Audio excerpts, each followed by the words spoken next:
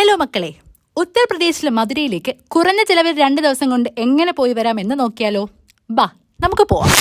ഞാൻ പഞ്ചാബിൽ തന്നെ താമസിക്കുന്ന ഒരാളായതുകൊണ്ടും ഇവിടെ നിന്ന് മധുരയിലേക്ക് ഡയറക്റ്റ് ട്രെയിൻ കിട്ടുന്നതുകൊണ്ടും ഞാൻ ട്രെയിനിലാണ് പോയത്. നിങ്ങൾ ഡൽഹിയിൽ നിന്ന് വരുന്ന ഒരാളാണെങ്കിൽ ഡൽഹി ടു മധുര എപ്പോഴും ട്രെയിനും ബസ്സും അവൈലബിൾ ആണ്. നമുക്ക് മധുരയിൽ 2 സ്ഥലങ്ങളാണ് മെയിനായിട്ട് കവർ ചെയ്യാനുള്ളത്, മധുരയും വൃന്ദാവനും. മധുരയിൽ നിന്ന് ഏകദേശം 14 കിലോമീറ്റർ മാറിയാണ് വൃന്ദാവൻ എന്ന് പറയുന്ന ഈ ഗ്രാമം. മധുര റെയിൽവേ സ്റ്റേഷനിൽ നിന്ന് പുറത്തോട്ട് ഇറങ്ങിക്കഴിഞ്ഞാൽ കുറേ ഷെയർ ഓട്ടോസ് കാണാൻ പറ്റും. അതിൽ നിന്ന് മാക്സിമം 40-50 രൂപ കൊടുത്താൽ മധുരയിൽ നിന്ന് വൃന്ദാവൻ വരെ അവർ കൊണ്ടാക്കി തരും.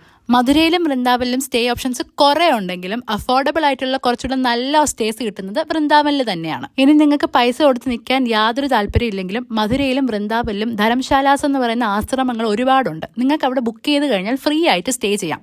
നോർത്ത് ഇന്ത്യയിലെ ഷെയർ ഓട്ടോകളുടെ കാര്യമായതുകൊണ്ട് പറയേ വേണ്ട, മാടുകളെ കയറ്റുന്നത് പോലെയാണ് മനുഷ്യന്മാരെ ഓട്ടോക്കകത്ത് കുത്തിക്കയറ്റുന്നത്.